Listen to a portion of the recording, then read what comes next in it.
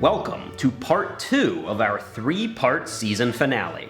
Last time, we refought our spring 1813 campaign in Germany with stunning results. In our wargame, Napoleon captured Berlin, a prize he failed to take historically. Well, Greg, the stunning and brilliant capture of Berlin is just one of the ways our campaign has diverged from history. Indeed it is. What will happen next? Well, in this episode, Napoleon and the Tsar will open summer truce negotiations. And then players on both sides plot their strategies for the resumption of hostilities in the fall. If you love operational and diplomatic maneuvering, today's episode is for you. We'll also check in with Napoleonic historian Dr. George Nafziger and ask him why the French agreed to that awkward summer truce in 1813. It seems a little bit out of character for the historical Napoleon, Miles. Well, I would have never agreed to such terms. But as you're about to find out, there are good reasons why the historical Napoleon did so. Part 2 of our 1813 campaign starts right now.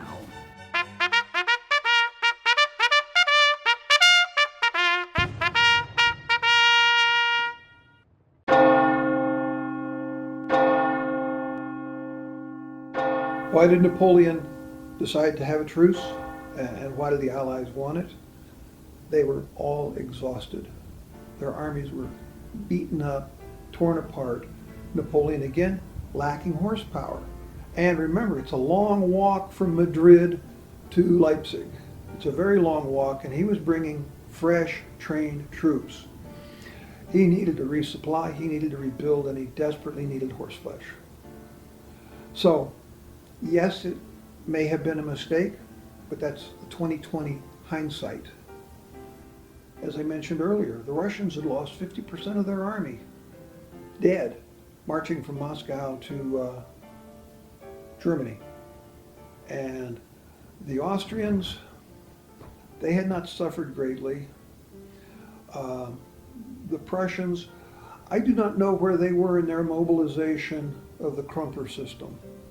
But on the premise that perhaps it was not fully mobilized, this allowed them to finish the mobilization. But it certainly allowed everybody to build up and get ready for the big fight. Napoleon thought that his ability to rebuild his army was better than the Allies' ability to rebuild theirs. Also recognized that his little German allied states were in very sorry shape. We mentioned the Saxons already, but the Hessians, the Bavarians, the Württembergers, the Württemberg army, half of it died before it got to Borodino. Okay, so I think almost nothing came back. It needed to rebuild. And Napoleon was hoping for those allied troops. And some of them did show up, but as we know, the Saxons kind of betrayed him. And I suspect he was hoping that he would get more support from his allies too. In part 2 of our 1813 campaign series, the summer truce provides an opportunity for both armies to rebuild their strength, recruit new allies, and engage in urgent diplomacy. Napoleon and the Russian Tsar sit down to open negotiations over a host of lingering issues from our spring campaign. If you missed part 1, you should definitely hit pause right now and watch that first. It's the longest wargame episode we've ever released on Little Wars TV, and after you watch, it's easy to understand why. Part 1 covers the entire spring campaign from late April through May 1813. 5 players maneuvered armies across Prussia and Saxony, producing a string of battles large and small. We wargamed 2 of those battles with miniatures and resolved the rest using the board game rules in Campaign of Nations, a hex encounter game from Hollenspiel. Today, Miles and Greg deal with the fallout and consequences of a dramatic and very ahistorical spring campaign. In our version of events, the French are in control of many key cities, including both Dresden and Berlin, the Prussian capital. But the Allies have retained Hamburg, a critical commercial center on the lower Elbe. Despite a string of victories on the battlefield, the French failed to land the decisive knockout blow Napoleon sought. Everything that transpired in our spring campaign is about to have direct consequences for the setup, army strength, and objectives in the fall. So the stakes are high as Miles and Greg sit down and negotiate a series of key issues. On the table in today's talks, the occupation of Berlin by the French and the occupation of Hamburg by the Allies. Will Napoleon try to broker free passage for any of his stranded fortress garrisons? Are there fortresses or cities both sides are willing to trade? Can either side persuade the Saxons to join them? And can Napoleon make a diplomatic play to delay Austrian entry into the war? Historically, in the summer of 1813, both sides made diplomatic overtures to Vienna. Napoleon did not sweeten the pot enough to sway the Austrians, but we're going to give the French players another bite at the apple today. What can Napoleon have done to keep Austria out of the 1813 campaign? He probably could have bought them with some concessions in Italy, but that would have screwed up his control in Italy because he wore the Iron Crown as King of Italy. Other than that, and I don't know how the Austrians would have reacted, they were not an aggressive ally in the invasion of Russia. They kind of piddled around on the south side and walked in and walked out. I think Napoleon saw that they were not aggressive in supporting him, so his having married the Archduchess did not buy their total support and loyalty. I think there's the unquenchable hatred that they had developed towards Napoleon because of all the times he'd smacked him around on the battlefield, and he had done it repeatedly. And humiliation when you're a king is something you don't suffer gladly. So I think they were looking for blood. I mean, their Grand Duchess, be damned, they got her back anyway. But I'm not sure that Napoleon thought that there was any possibility of, if he had won at Lutzen and Bautzen, maybe that would have been a different story, but he didn't. Not overwhelmingly, not massively. They were not sufficiently powerful enough victories to cow the Austrians again. And of course, recognize they're counting the number of bayonets too, and they're counting them on both sides and looking where their best options are. And they quite frankly decided that pitching in with Russia and Prussia was more to their advantage.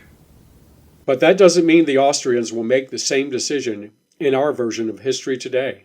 Both Miles and Gregg will make separate entreaties to Austria as part of their summer negotiations. We have a lot of issues on the table to discuss, and that means we'll need someone to act as an independent broker and mediate the discussion. We've turned to two world-class Napoleonic historians and asked them to act as the arbiters of our summer truce. We're joined by Dr. Zach White of the Napoleonic Wars podcast and Professor Alexander Microbertse, author of many books of the period, most recently his biography of Field Marshal Kutuzov. In a four-way Zoom call, Miles and Gregg each make their formal presentation to our professional historians.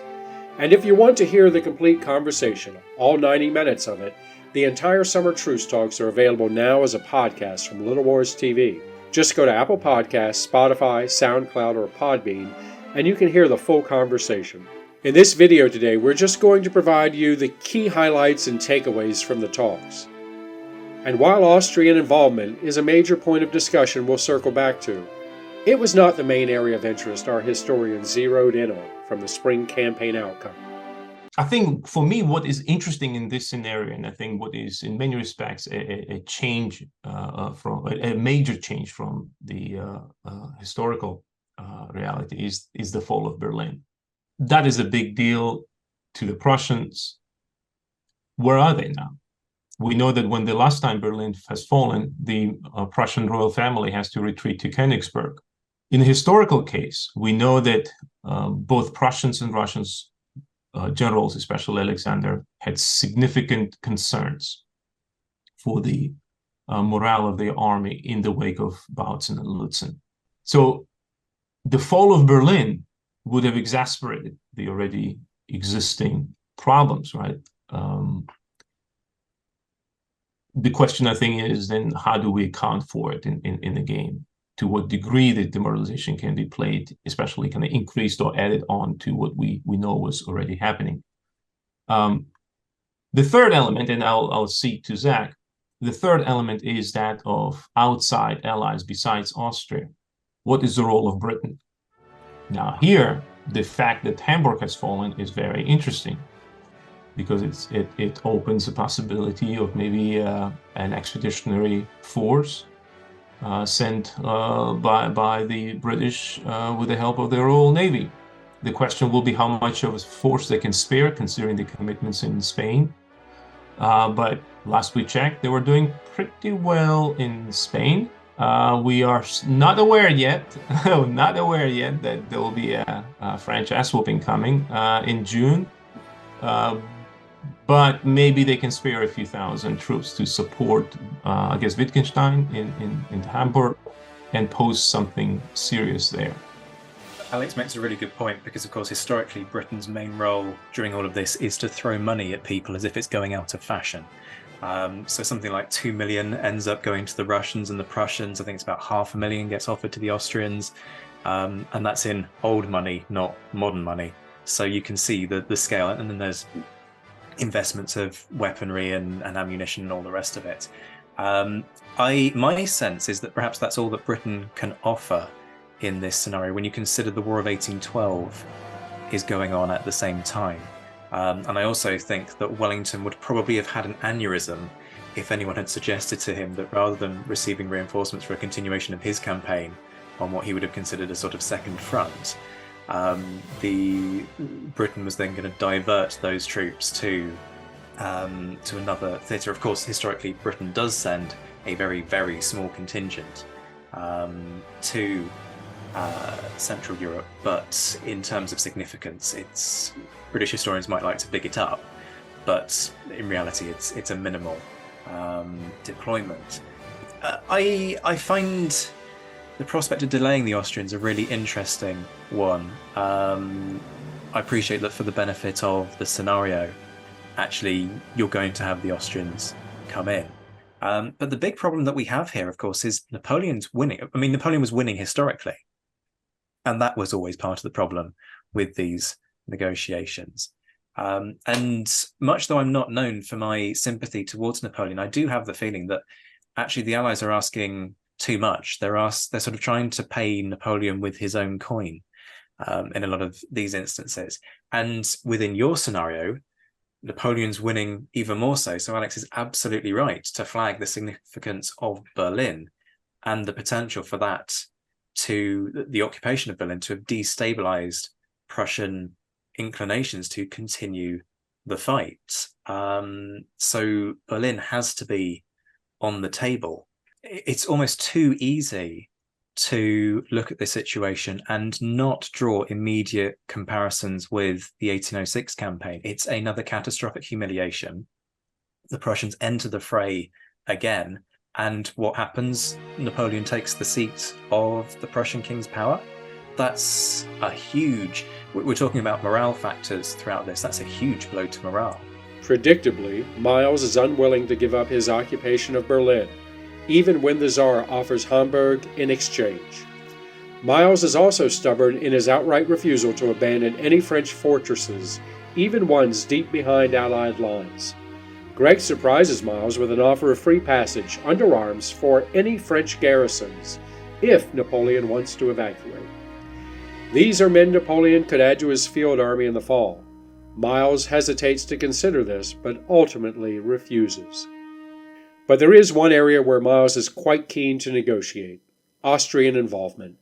He makes a strong pitch to our guest historians by asking Vienna to delay their entry into the fall campaign for just 1 month. In exchange for a 1-month delay, he offers the Duchy of Warsaw and a return of the captured provinces of Illyria. What do our historians think of this offer by the French? But on the French side, there's only an offer of Warsaw and Illyria, which would have been quite inadequate in the light of Austrian pretensions, because Austrians were thinking far bigger, greater picture than simply gobbling up the remaining part of what used to be Poland, or recovering the measly provinces in Illyria. We know that when Metternich does come to meet Napoleon, the Austrian demands actually surprise him, because what is at stake? Not just the Duchy of Warsaw, not just Illyria, but Italy, Spain, Holland, Confederation of the Rhine, which is to say Central Europe, including Switzerland as an add-on. So we see here an Austrian vision for a grand restructuring of Europe that they would like to see, rather than Napoleon reaching out and offering them crumbs from his table. The full 90-minute negotiations really are worth the listen, because Alex and Zach bring such a deep historical perspective to our war game, and they really get into the spirit of the game as a counterfactual worth exploring. I'll summarize the key takeaways from the talks based on guidance from these two expert historians.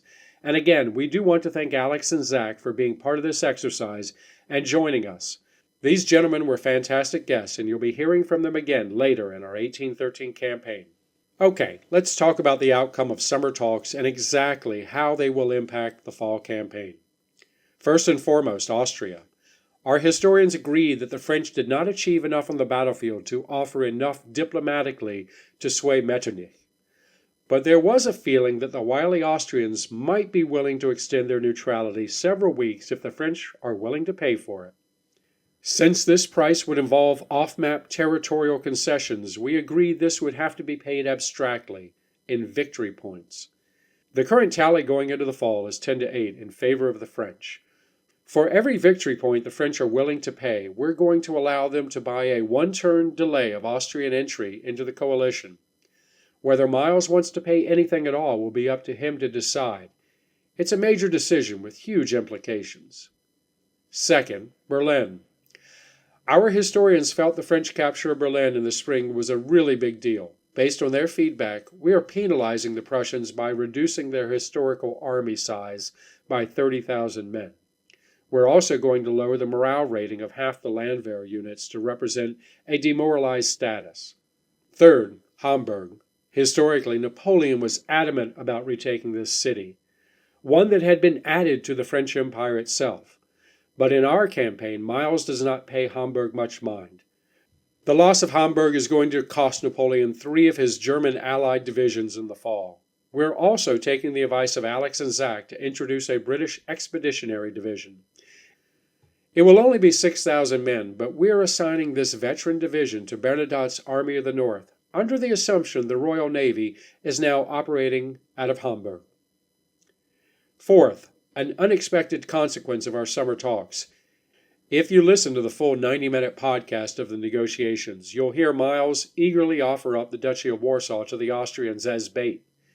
Our historians found this offer quite surprising, A, because Napoleon no longer controls Poland, and B, because his symbolic offer represents a betrayal of his staunch Polish allies.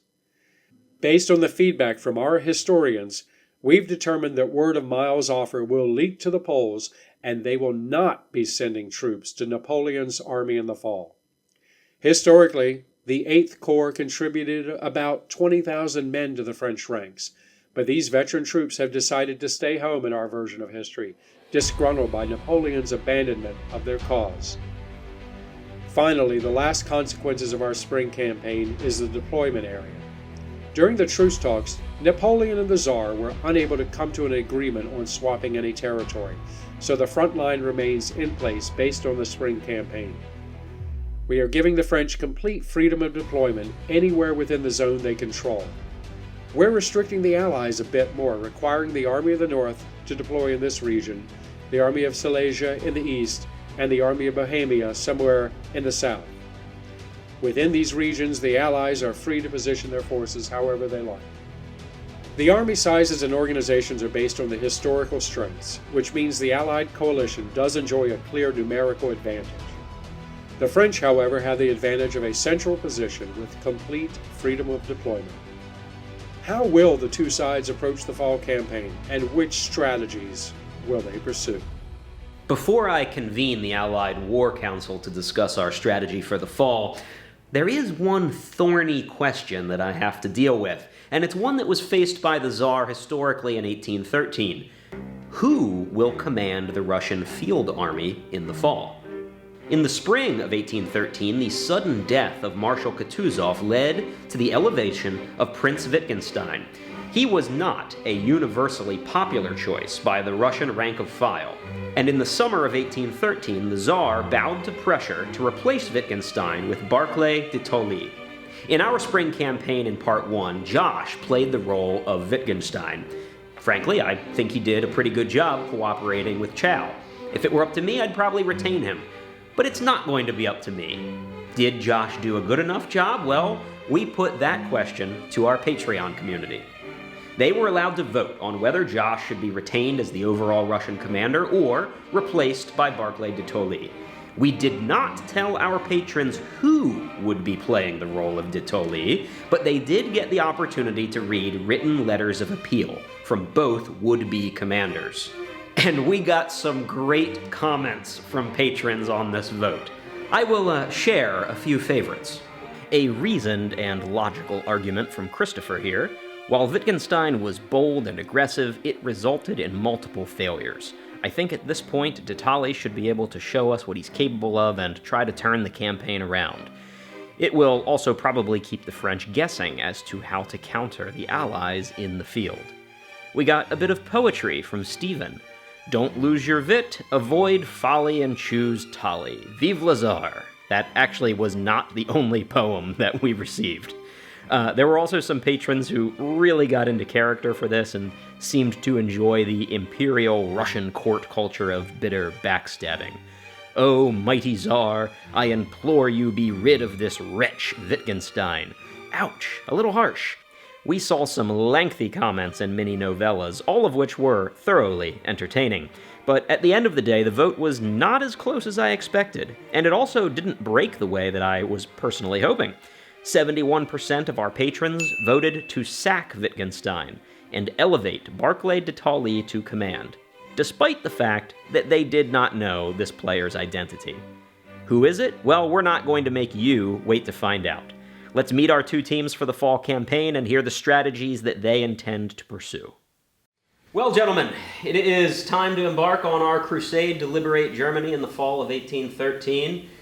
I am Greg, playing Tsar Alexander I, and you'll notice that Josh is no longer with us. Josh was the field commander of the Russian army, General Wittgenstein, but thanks to our patrons, he has been demoted in favor of Dieter. Thank you, patrons. I am Barclay de Tolly. I, Chow, shall be playing Blucher. I'm Ed Jean-Baptiste Bernadotte, ex-Marshal of France, currently Crown Prince of Sweden. I'm Tony. I'm commanding the Austrians. We are in a difficult position here, spread out across the map. We've got multiple armies all around the fringes of the map, and the French have a really good central position. And I think we all agree that they're going to lash out really strongly against someone, but we don't know who. So, Barclay de Tolly, since you are my overall field commander of the Russian army, what are your thoughts on this situation? So we think that the French are going to try to keep us bottled up behind the mountains. They probably don't want to deal with those passes any more than Tony and I do. So the real question is, do they push east into Chow or north into the Swedes? My guess is that they're probably going to try to go after Ed early, because it's going to be more difficult for him to link up with anybody else. However, the mountain passes do give us a little bit of pause, because we know they're going to put something there to block or impede our progress, and the back way around is very time consuming, so it's going to make concentration hard for the Allies. So if I were a betting man, I would agree with you.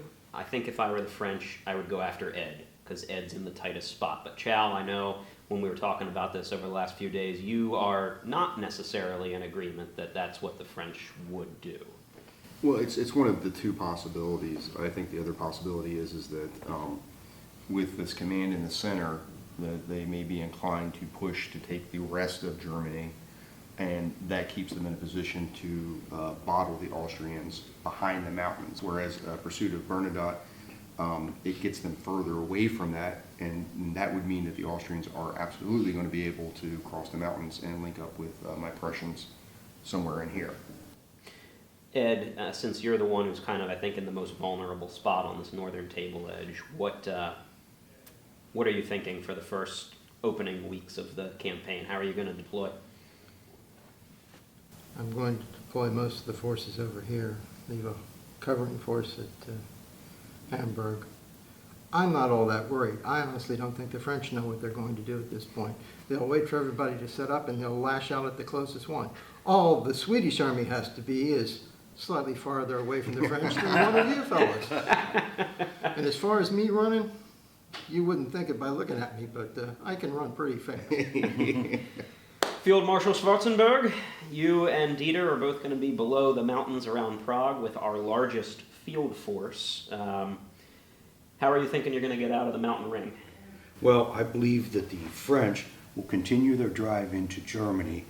We're going to screen all the mountain passes, concentrate centrally, and if they go east, we're going to come through the passes and start grinding away at the victory locations, the fortresses, and the cities.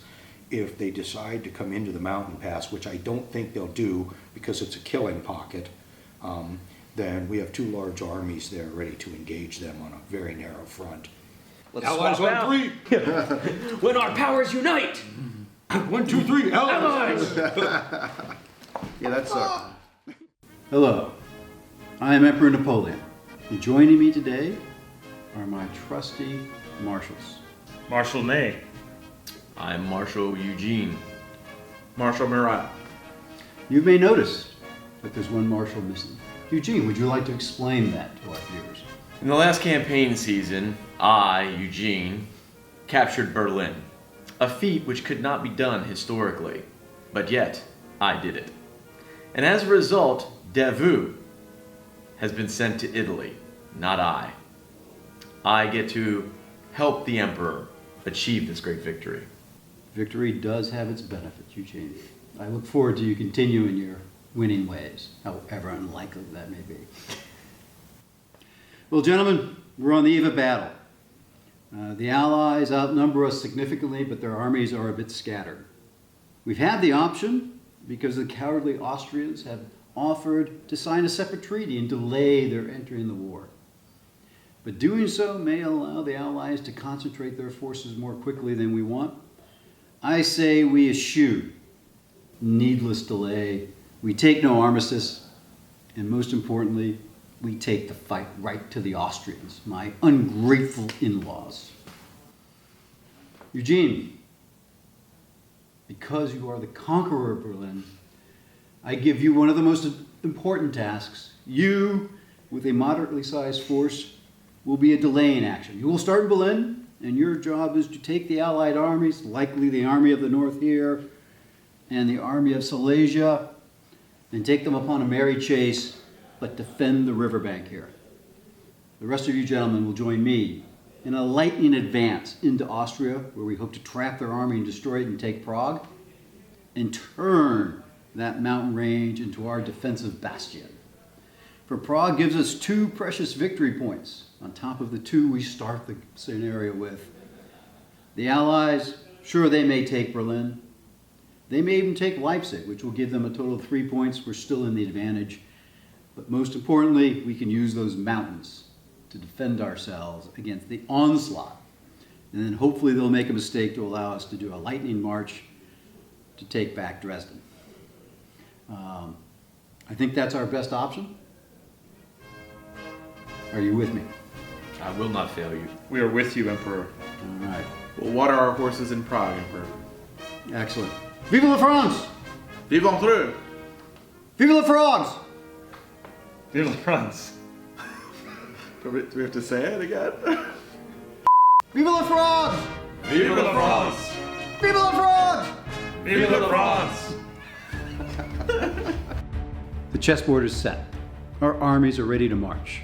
Our fall campaign will see dazzling operational maneuver in multiple battles. One of those battles is truly massive in scope, with over 500,000 troops on the field. But our massive showdown won't happen anywhere near Leipzig. We'll rewrite history in ways you cannot conceive. Hit subscribe and join us for the final episode of Little Wars TV this season.